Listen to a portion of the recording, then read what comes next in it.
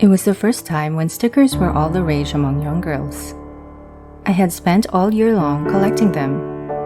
I worked hard at getting good grades, so my mother would buy me a new set every time. I would be extra nice to my big sister, so she would give me some of her rare ones. I learned how to play hardball with my classmates, who were also collectors, just so they would trade theirs for some of mine. And then, in just one afternoon, I lost them all. Recess was like sacred hour for the girls in our class. It was when we would sit together, examining each other's sticker collections. It was the perfect time to show off our new finds. Some girls were lucky enough to have doting aunts and uncles living abroad, so they would always get the latest bright and shiny sticker sets. I had some of those too, courtesy of my ate, who was incredibly blessed that our aunts from the US would send her anything she wanted.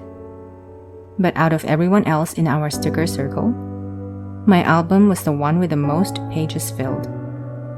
We were all seated cross-legged, the hems of our green checkered skirts lightly touching the cold concrete floor.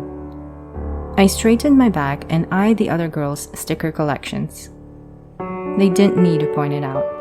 They knew that for that day, I had won that round. As soon as the final school bell rang, we all rushed out of the classroom.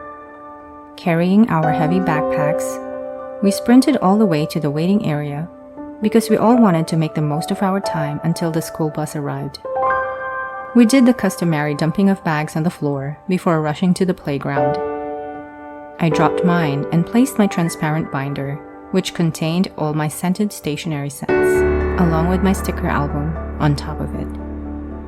It was a good 30 minutes of playing Chinese garter, a game where two girls would hold both ends of a garter stretched horizontally while the players make the jump and attempt to get to the other side. It was a hot afternoon, and I could feel the sweat trickling from my scalp all the way down to my temples.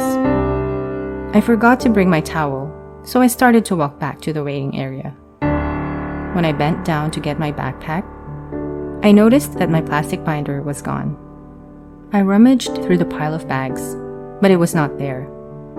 My heart was pounding. I asked the security guard on duty if he saw anyone leave with my binder, but he said he had just started his shift. Just then, I heard the familiar honk of our school bus. It was time to go home. I needed more time to look for my sticker album. My head was bombarded with possibilities of how it could have disappeared. I choked back my tears and tried my best to look like I had everything under control, as though losing what I had been working so hard for all year wasn't a big deal. I saw the school bus pull over at the parking lot. I swallowed hard. I was the last to get on the bus. Part of me didn't want to leave. I thought that if I had stayed, I could search the entire school and even retrace my steps. But the sun was about to set, and I knew I would have to come home empty-handed.